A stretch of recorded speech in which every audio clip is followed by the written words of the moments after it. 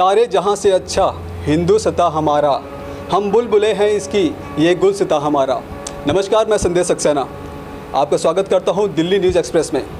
अल्लामा इकबाल की ये कविता देश के तासीर को बड़े ही खूबसूरती के साथ बयां करती है। आज खास कार्यक्रम है। इस खास कार्यक्रम के मौके पे हम आपको ले चलेंगे कार्यक्रम में, जहां पर हम याद करेंगे उन वीर सपूतों को जिन्होंने देश के लिए अपनी कुर्बानी दी है। हम याद करेंगे उन वीर सपूतों को जो सीना चौड़ा करे सरहद पर खड़े हैं। तो ज़्यादा इंतजार ना करवाते हुए आपको लिए चलेंगे हमारे कार्यक्रम में। सबसे पहले हम अपने जो खास मेहमान हैं उनसे थोड़ा तारुफ करवाएंगे। हमारे साथ मौजूद हैं शरद गौड़ जी, जो गायक हैं, और उनकी टीम को आप सभी का बहुत बहुत स्वागत है दिल्ली न्यूज़ एक्सप्रेस के स्टूडियो में। और साथ ही हमारे साथ अगले जो खास मेहमान हैं वो हैं कवि प्रदीप चौहान जी। वो एक कवि हैं। प्रदीप जी, बहुत बहुत स्वागत है आपका दिल्ली न्यूज़ एक्सप्रेस के स्टूडियो में। कार्यक्रम की शुरुआत करने से पहले जो हमारे मेहमान आए हैं उनका थोड़ा सम्मान कर लेते हैं, इसके बाद फिर कार्यक्रम को शुरुआत करते हैं। तो सम्मान के लिए मैं बुलाना चाहूँगा दिल्ली न्यूज़ एक्सप्रेस के डायरेक्टर और editor in chief Jitesh Saneja जी और अंजलि मैम, प्लीज़।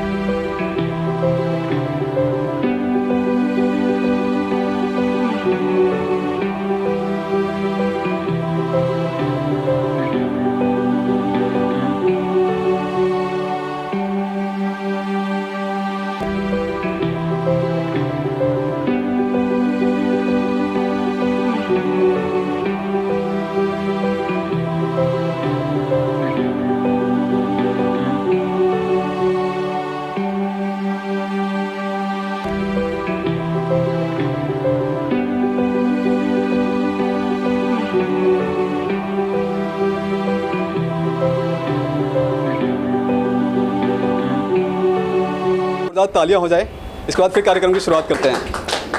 फिलहाल इस मंच का संचालन करेंगे हमारे एडिटर इन चीफ और डायरेक्टर जी। तो अंजलि मैम और जितेश सर, ये मंच आपको सौंपता हूँ और आप संभालिए। बहुत बहुत शुक्रिया संदेश जी। हाँ, आज अपने भारत देश का 73वां स्वतंत्रता दिवस मना रहे हैं। एक दिल्ली न्यूज़ एक्सप्रेस एक छोटी सी कोशिश कर रहा है, जितने भी वीर शहीद हुए थे और जो पुराना वॉरियर है उनको एक कार्यक्रम पेश करके जो बंधा हुआ है संगीत और कविताओं से। चलिए आपको लेके चलते सीधा कार्यक्रम पे। सर, 73वां स्वतंत्रता दिवस किस तरीके से संगीत के माध्यम से आप शुरुआत करेंगे? पहले तो लोग जाना करते थे, केवल उस फौज को जाना करते थे कि वही योद्धा हुआ करते हैं। लेकिन आज इस समय कोरोना काल में जो योद्धा निकल के आए हैं, पुलिस विभाग, हमारा स्वास्थ्य विभाग, जिसमें डॉक्टर से लेकर के छोटे से छोटा कर्मचारी जो इस सेवा में लगा हुआ, सफाई कर्मचारी, मीडिया कर्मी जिन्होंने अपनी जान पे खेलकर इस कवरेज को पूर्ण करके दिया और लोगों तक सूचना पहुंचाई, लोगों को सचेत किया। नमन करता हूं उन सभी योद्धाओं को जिनको आज कोरोना योद्धा के नाम से लोगों ने संबोधित किया है। इनके माध्यम से किस तरह आप उनको याद करते हैं? संगीत के माध्यम से भी हम इनको याद करेंगे कि भारत देश महान आज, भारत देश महान आज, अरे आंख उठा इधर न झांको, गर एक सिंध कर 1 अगस्त पी सका सिंध, तो 15 अगस्त का तुम बल आंखो। हमारे एक अगस्त ऋषि हुआ करते थे जो पूरा समुद्र ही पी गए थे। तो महाराज 1 अगस्त हमारे यहाँ एक समुद्र को पी सकता है, तो अब तो हमारे यहाँ 15 अगस्त। मैं सावधान करता हूँ इस 130 करोड़ जनता के माध्यम से भारत के उन तमाम दुश्मन देशों के लिए जो ये सोच रहे हैं कि भारत के ऊपर हम जो आंख उठाएंगे तो आंख हमारी साबुत रह जाएगी। वो आंख हिला देंगे हम भी, हिला देंगे हम भी, उस आसमां को वतन हित लगा देंगे हम, बाजीगर की रुकेंगे नहीं ये कदम बढ़ने वाले, असल पीर रख देंगे रुकावट जो डाले।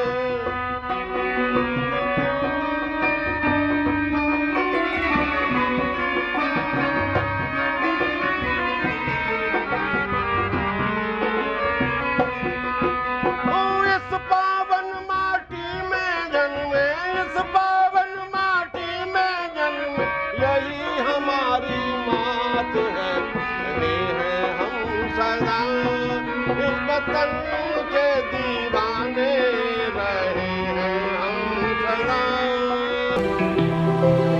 ये जो साल रहा इस कोरोना महामारी में, इसमें बहुत सारे योद्धा और निकल कर आए। इसमें हमारे डॉक्टर्स, हमारे नर्सेज, हमारे पुलिस वाले, सीआरपीएफ के जवान, बहुत सारे एनजीओज और बहुत सारे अच्छे इंसान जो इस फाइट में आगे आए और इस कोरोना महामारी से लड़ने में वॉरियर्स साबित हुए। तो मैं सबसे पहले अपने जो वॉरियर्स हैं उन सभी को नमन करता हूं, सलाम करता हूं और उन्हीं को डेडिकेट करते हुए मेरी एक कविता मैं पेश करना चाहता हूं। कोरोना वॉरियर्स तुम्हें सलाम। कोरोना से जंग में सर्वस्व लगाया, कोरोना से जंग में सर्वस्व लगाया, गरीबों की सहायता का बीड़ा उठाया। कोरोना से जंग में सर्वस्व लगाया, गरीबों की सहायता का बीड़ा उठाया, आर्थिक सहयोग से जीवन चलाया, लाखों परिवारों को राशन पहुंचाया, आवाम की सलामती का संभाला कमान। कोरोना वॉरियर्स तुम्हें सलाम, कोरोना वॉरियर्स तुम्हें सलाम। लाखों बेसहारों के लाठी बने, करोड़ों बेरोजगारों के साथी बने। लाखों बेसहारों के साथी बने, करोड़ों बेरोजगारों के साथी बने। असहाय मजदूरों के बने सहारा, बुझते चूल्हों को फिर से जलाया। गरीब लाचारों के तुम पालनहार। कोरोना वॉरियर्स तुम्हें सलाम, कोरोना वॉरियर्स तुम्हें सलाम। सरकारों का हाथ बटाया, जनता में जागरूकता फैलाया। सरकारों का हाथ बटाया, जनता में जागरूकता फैलाया। मास्क सैनिटाइजर घर घर पहुंचाया, सोशल डिस्टेंसिंग का पाठ पढ़ाया। इस युद्ध में किए हासिल कई मुकाम। कोरोना वॉरियर्स तुम्हें सलाम, कोरोना वॉरियर्स तुम्हें सलाम। सुंदर कविता आपने सुनाई है, तो आपने संगीत भी सुना और कविता भी सुनी है, तो महफिल जम चुकी है। दिल थाम के बैठा दोस्तों, अभी और भी कुछ होने वाला है। ऐसी कविताएं और ऐसे ही संगीत आज देश को, हम उन द्वारा से शहीदों को आज याद करेंगे और इस कोरोना काल में जो योद्धा बने उनको भी याद करेंगे, किस तरह सलामी देंगे। बने रहिए हमारे साथ। शरद जी बोलिए। देश की धरती सोना बोले, इस पे दो लाइनें बोले। देश की धरती सोना उगले उगले हीरे मोती, मेरे देश की धरती, देश की धरती सोना उगले उगले हीरे मोती, मेरे देश की धरती, मेरे देश की धरती सोना उगले उगले हीरे मोती, मेरे देश की धरती।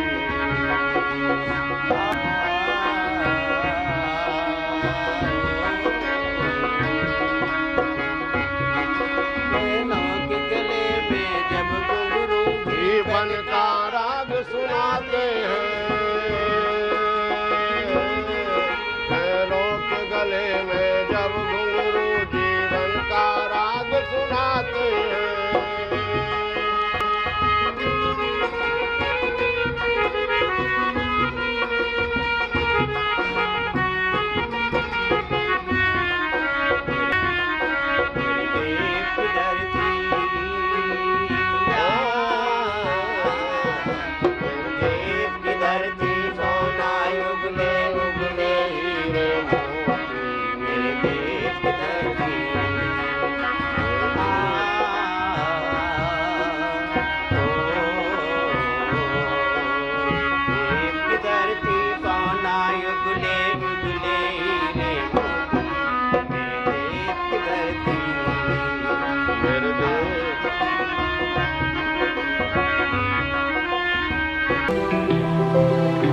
आज़ादी के कई मायने हैं। सबसे पहले तो मैं उन वीर जवानों को, उन शहीदों को नमन करता हूं, सलाम करता हूं, जिनकी कुर्बानी की वजह से आज हम इस आज़ाद देश में सांस ले रहे हैं। उन्होंने, उन शहीदों ने जो सपना देखा था इस आज़ाद भारत में, वो सपना कितना साकार हुआ। उन्होंने ये सपना देखा था कि सबको बराबरी का हक मिले, देश में खुशहाली आए। और इसके बाद जो आज़ादी हमें मिली, उस आज़ादी को मैं थोड़ा सा अलग तरीके से देखता हूँ, क्योंकि कविता में कविता की अलग अलग विधा होती है। एक तरह से देशभक्ति जैसे अलग अलग होती है। एक तो सरहदों पे लड़ाई करके दुश्मनों से जंग लड़के देशभक्ति दिखाई जाती है, दूसरी तरफ एक जिम्मेदारी हम आम नागरिक हम सभी की होती है कि हम देश को कैसे बेहतर बनाते हैं अंदरूनी तौर पे। तो मेरी ये जो कविता है थोड़ा सा कटाक्ष करती हुई, थोड़ा सा देश की बेहतरी के लिए जो कमियां हैं उसको थोड़ा सा उजागर करती हुई कि उन कमियों को हम सुधार के देश को और बेहतर बना सकें। तो मेरी कविता जो मैं पेश करना चाहता हूँ, इसका शीर्षक है कब तक शहादतें होती रहेंगी। आप सभी ने देखा, हम सभी बहुत दुखी हुए कि पिछले साल कैसे जम्मू कश्मीर के पुलवामा में सीआरपीएफ के कैंप पर हमला हो गया, 40 से ज़्यादा सीआरपीएफ के जवान शहीद हुए। अभी चाइना और हमारा जो डिस्प्यूट चल रहा है उसमें काफ़ी हमारे सोल्जर्स शहीद हुए। लेकिन ये क्यों, कहीं ना कहीं इसमें कुछ फेलियर रहता है, कहीं ना कहीं कुछ कमियां रहती है, जिसकी वजह से इतना बड़ा अटैक हो गया और इतने ज़्यादा संख्या में हमारे जवान शहीद हुए। इसी पे मेरी ये कविता है, मैं पेश करता हूँ। भिगोकर खून में वर्दियाँ माताओं के लाल सोते रहेंगे कब तक। भिगोकर खून में वर्दियाँ माताओं के लाल सोते रहेंगे, लिए मुल्क की मोहब्बत सच्ची कई बेटे खोते रहेंगे। भिगोकर खून में वर्दियाँ माताओं के लाल सोते रहेंगे, लिए मुल्क की मोहब्बत सच्ची कई बेटे खोते रहेंगे। क्या सिलसिले ये शहादत कड़ियाँ यूं ही संजोते रहेंगी। बताओ ए मुल्क क्या गाँव कब तक शहादतें होती रहेंगी, कब तक शहादतें होती रहेंगी। माँ जिन्हें लोरियाँ सुनाती हैं, कलाई जिनकी बहनें सजाती हैं। सभी सोल्जर, हमारे जवान जिनका अपना परिवार होता है। माँ जिन्हें लोरियाँ सुनाती हैं, कलाई जिनकी बहनें सजाती हैं। पिता जिन्हें चलना सिखाते हैं, भाई जिनको हंसते हंसाते हैं। माँ जिन्हें लोरियाँ सुनाती हैं, कलाई जिनकी बहनें सजाती हैं। पिता जिन्हें चलना सिखाते हैं, भाई जिनको हंसते हंसाते हैं। क्या पंचतत्व में हो विलीन, आंखें अपनों की यूं ही रोती रहेंगी। बताओ ये मुल्क क्या गाँव कब तक शहादतें होती रहेंगी। हमारे देश में पत्नियां 16 श्रृंगार करती हैं। एक शादीशुदा के लिए उसका श्रृंगार उसका जीवन होता है। इस पे कि जब एक पत्नी अपना पति खो देती है, एक जवान जब शहीद हो जाता है, उस पे मेरी ये लाइन है कि पत्नियां जिनके लिए श्रृंगार करती हैं, बिंदी सिंदूर से मांग सजती हैं। पत्नियां जिनके लिए श्रृंगार करती हैं, बिंदी सिंदूर से मांग सजती हैं। तीज करवा चौथ उपवास रखती हैं। देख टुकड़े शरीर बेअवाक घुटती हैं। देख टुकड़े शरीर बेअवाक घुटती हैं। क्या तोड़ मंगलसूत्र सुहाग चूड़ियाँ, बन विधवा यूं ही विलापती रहेंगी। बताओ ये मुल्क क्या गाँव कब तक शहादतें होती रहेंगी। नन्हे नौनिहालों की लंगोटियाँ जाती रहेंगी, छोटी छोटी बेटियों की चोटियाँ जाती रहेंगी। जिस घर में जिस पिता की नन्ही बेटियाँ होती हैं, खुशहाली होती है। बेटियों की चोटियाँ बांधकर घूमती हैं, दौड़ती हैं। नन्हे नौनिहाल जो नए बच्चे जो जन्म लेते हैं उन परिवारों में, उन परिवारों से अगर उन बच्चों से अगर पिता का साया उठ जाए तो क्या होता है। नन्हे नौनिहालों की लंगोटियाँ जाती रहेंगी, छोटी छोटी बेटियों की चोटियाँ जाती रहेंगी। विस्फोटों से जिस्म की बोटियाँ जाती रहेंगी, दर्जनों घर वालों की रोटियाँ जाती रहेंगी। क्या यूं ही इस हैवान सियासत में अपनों की अनमोल कुर्बानियाँ जाती रहेंगी। बताओ ये मुल्क क्या गाँव कब तक शहादतें होती रहेंगी। बताओ ये मुल्क क्या गाँव कब तक शहादतें होती रहेंगी। कोरोना वायरस महामारी से लड़ रहा है। इस महामारी में कई योद्धा ऐसे आ गया है जिन्होंने निस्वार्थ होकर देश में इस वायरस से मदद की, काफ़ी लोगों की बढ़ चढ़कर अपना हाथ आगे बढ़ाया। उन योद्धाओं के लिए कुछ संगीत गाकर मैं चाहता हूँ आप कुछ पेश करें। भारत के प्रधानमंत्री माननीय श्री नरेंद्र जी मोदी ने इस महामारी को देखते हुए तमाम तरह की घोषणाएं की, जो जन जन तक उसका लाभ भी पहुंचा। दूर दूर देहात तक उसका लाभ भी उनको मिला। लेकिन सबसे बड़ा एक मंत्र उन्होंने दिया, महामंत्र, कि 2 गज दूरी। और देखा होगा अभी आपने अयोध्या में शिलान्यास करने के लिए गए तो इसी में उन्होंने जोड़ दिया था 2 गज दूरी, मास्क है जरूर। क्या बात है। ऐसा फिल्म वालों ने लिखा और हमने इसको अपने तरीके से ढाल दिया कर दिया। कि हर कर्म अपना करो, जन जन जरा तुम ध्यान दो। हर कर्म अपना करो, जन जन तुम जरा ध्यान दो। 2 गज दूरी बहुत जरूरी, 2 गज दूरी बहुत जरूरी। जान है तो जहान है, हर कर्म अपना करो, जन जन दे दो ध्यान है जो करूं।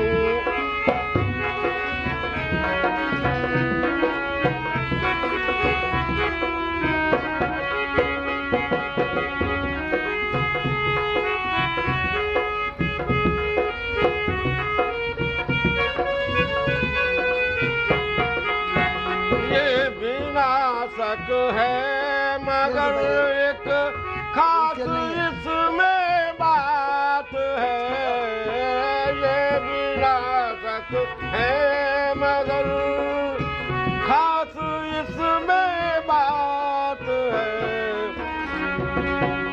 ले गए साधन धरे, तेरी क्या औकात है, तेरी क्या औकात है। ज्ञान और विज्ञान का भी तोड़ सब अभिमान है। 2 गज दूरी बहुत जरूरी, जान है तो जहान है। 2 गज दूरी बहुत जरूरी, जान है तो जहान। प्रदीप जी, जैसे हमने देखा कोरोना महामारी में कितने मजदूरों ने अपनी जान दी, तो आप उनके लिए कुछ कहना चाहेंगे? कुछ 2 पंक्तियां उनके लिए हो जाए तो, जिन्होंने अपनी जान गंवाई है। जी जरूर जरूर। देखिए, आज़ादी के एक मायना ये भी है, हमारी आज़ादी का एक मायना ये भी है कि शहीदों ने एक सपना देखा था कि हमारा देश गरीबी से, भूखमरी से आज़ाद हो।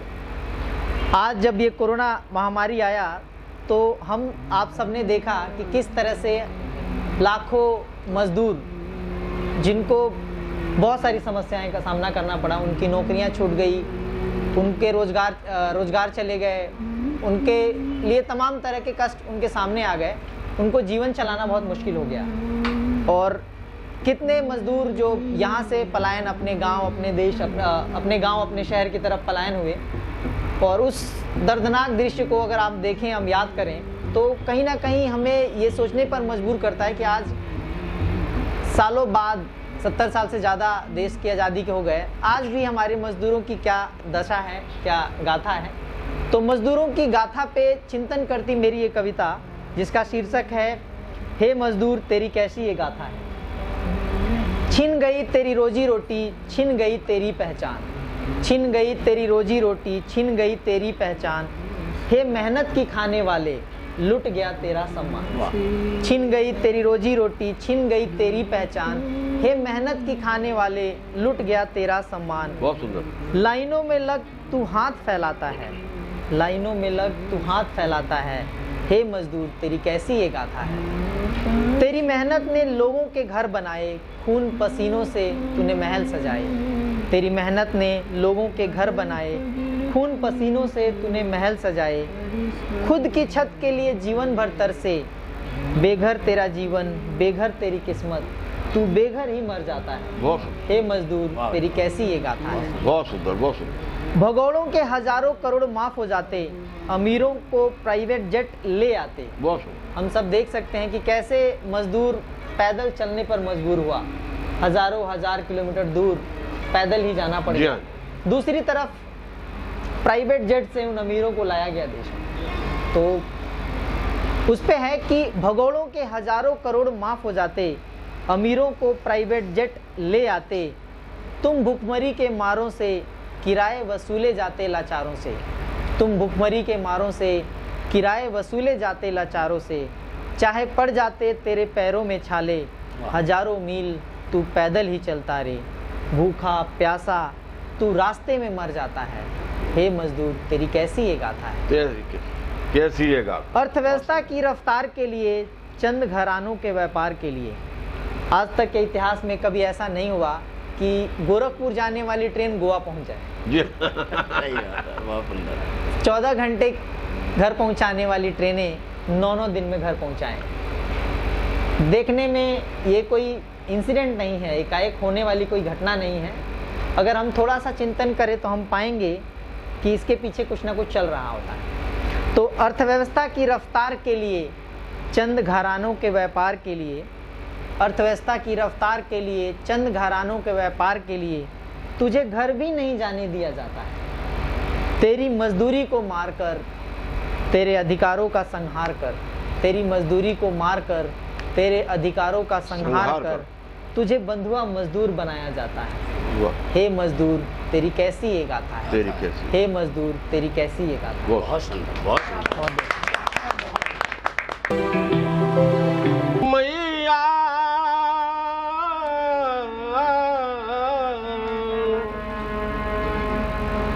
अरे मेरी मैया झूला जे मौत को झूले और गुलामी नाए कबूले,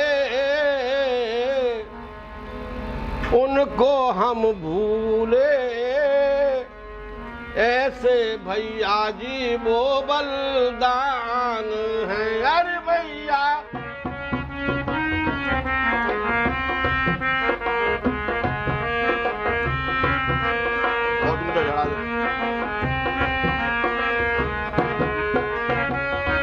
आजादी के बाद देश का कैसा पतन हुआ है, वाद विवाद में बर्बाद ये अपना वतन हुआ है। आजादी के बाद देश का कैसा पतन हुआ है, वाद विवाद में बर्बाद ये अपना वतन हुआ।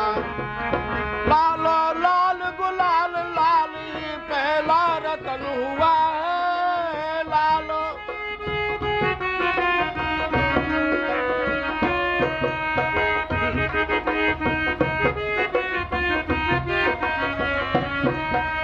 लीना दुश्मन से जाने ये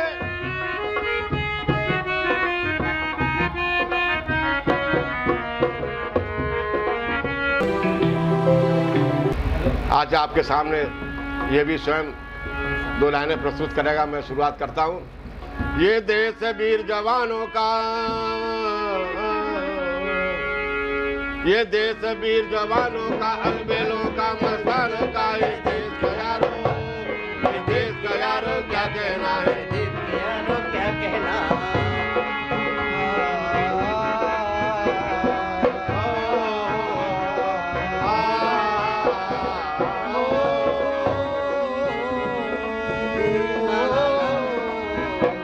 ये देश वीर जवानों का, अलबेलों का, मस्तानों का, ये देश का यारो, देश के यारो क्या कहना, मेरे देश का यारो क्या कहना, देश का यारो।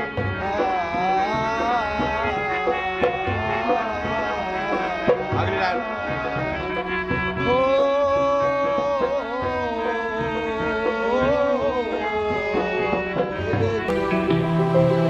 का सेलिब्रेशन है बहुत खास इसलिए भी है कि हम सभी जानते हैं कि हमारी जो पहचान है भारत देश की, जो 130 करोड़ की आबादी वाले देश की जो पहचान है वो है हमारी एक अनेकता में एकता, जिसमें हिंदू, मुस्लिम, सिख, ईसाई, अलग अलग भाषा बोलने वाले, अलग अलग रंग रूप वाले लोग एक साथ रहते हैं। और ये सभी एक साथ इसलिए रहते हैं कि इन सबको एक कड़ी है जो जोड़ती है, वो है इंसानियत। लेकिन जब ये इंसानियत का धागा कमज़ोर होता है, टूटता है, तो बहुत दुख होता है और बहुत कुछ हम खोते हैं। आप देख सकते हैं 1984 का उदाहरण ले सकते हैं, 2002 में हमने काफ़ी कुछ खोया है और दिल्ली में 2020 में हमने ये सब चीज़ें देखी है। तो इसी हालात और जो इंसानियत का धागा जब टूटता है तो उस पर चिंतन करती हुई मेरी एक कविता मैं आप सभी के सामने पेश करता हूँ, जिसका शीर्षक है इंसानियत का संहार। कुछ हिंदू बन रहे, कुछ मुसलमान बन रहे, कुछ हिंदू बन रहे, कुछ मुसलमान बन रहे, भूलकर इंसानियत ये शैतान बन रहे। कुछ हिंदू बन रहे, कुछ मुसलमान बन रहे, भूलकर इंसानियत ये शैतान बन रहे। कुछ के निजी स्वार्थ हैं, कुछ का अपना इरादा है। कुछ के निजी स्वार्थ हैं, कुछ का अपना इरादा है। मिटाकर आपसी भाईचारा धार्मिक उदंड पे आमादा है। कुछ के वोट हिंदू हैं, कुछ के मुसलमानों के व्यापार हैं। कुछ के वोट हिंदू हैं, कुछ का मुसलमानों का व्यापार है। वोट बांट की भ्रष्ट राजनीति में कर रहे इंसानियत का संहार है। अगर नहीं रोका इन्हें तो उत्पात ये मचाएंगे। अगर नहीं रोका इन्हें तो उत्पात ये मचाएंगे। इंसानियत की चिताओं पर ये रोटियां पकाएंगे। किया आँखों को बंद जिन्होंने, समस्या विकराल और बनाएंगे। हम और आप तमाम लोग जो ये सब देखकर भी खामोश हैं, मैं उनके लिए कुछ आग्रह करना चाहता हूँ, उनको कुछ कहना चाहता हूँ कि किया आँखों को बंद जिन्होंने, समस्या विकराल और बनाएंगे। मचेगा हैवानियत का तांडव अगर, अछूते वो भी नहीं रह पाएंगे। अछूते वो भी नहीं रह पाएंगे। आँखों में बसा जिनके कौम है, आँखों में बसा जिनके कौम है, देख कर ये चिंगारी जो आज मौन है। वक्त के गुनहगार वो कहलाएंगे। इंसानियत की मौत पर आंसू बहाएंगे। इंसानियत की मौत पर आंसू बहाएंगे। बहुत शुक्रिया। आज के दिन सभी देशवासियों के लिए एक ऐसा संगीत आप रखिए जो हिंदू मुस्लिम को आपस में लड़ाई ना हो, हमेशा प्यार भाईचारा बना रहे। इसके व्यक्ति को इतना विचार कर लेना चाहिए, भारत के हर नौजवान को ये काम करना चाहिए कि देश या परदेश में, देश या परदेश, हमारे यहाँ देश इसको कहते हैं कि जिस जगह हम रहते हैं, और परदेश उसको कहते हैं कि अपने गांव से, अपने शहर से बाहर जाकर के। देश या परदेश में हिल मिल के रहना चाहिए। यहीं से मैं अपनी बात को शुरू करता हूं एक भजन के माध्यम से। ब्राह्मण हूं तो अपनी जैसी बात कर सकता हूं। भगवान मेरा जीवन संसार के लिए है, भगवान मेरा जीवन संसार के हे प्रभु, ये जीवन मेरा किसी के काम आ जाए। अब जैसा मैं वैसा ही सामने वाला व्यक्ति, भले ही उसका धर्म कुछ हो, भले उसका संप्रदाय कुछ हो, पंथ उसका कुछ हो, लेकिन ये जो जिंदगी है, ये जीवन जो है, वो सबका एक ही उद्देश्य। ये जिंदगी भी तो उपकार के लिए है, भगवान मेरा जीवन संसार के लिए है, भगवान मेरा जीवन संसार के लिए है।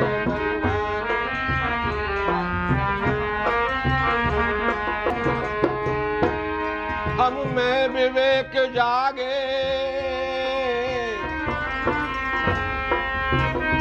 हम धर्म को न भूले, हम में विवेक जागे, हम धर्म को न भूले।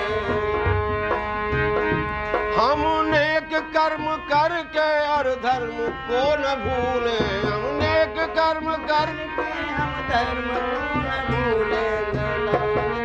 और चाहे हमारी गर्दन, चाहे हमारी गर्दन तलवार के तले हो, चाहे हमारी गर्दन तलवार के भगवान ये जिंदगी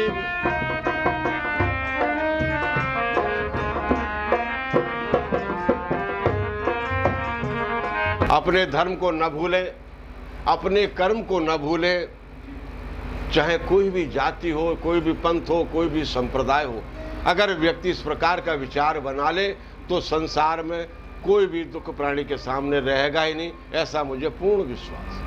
बहुत ही अच्छी बात आपने बोली है शरद जी, और हम आशा करते हैं सभी देश के लोग इस बात को अपनी जिंदगी में बिठा लें और हर सामने वाले को एक भाई की तरीके, प्यार के तरीके से देखें, नजर से देखें, ताकि आपस में भाईचारा है वो बना रहे। स्वतंत्रता दिवस का आपने कार्यक्रम देखा और आखिर में सभी मेहमानों का मैं एक बार तहे दिल से फिर से शुक्रिया करना चाहूँगा कि आप हमारे स्टूडियो आए और इस कार्यक्रम में शामिल हुए। प्रदीप जी का बहुत बहुत शुक्रिया, शरद जी का शुक्रिया और शरद जी की पूरी टीम को एक बार फिर से तहे दिल से शुक्रिया।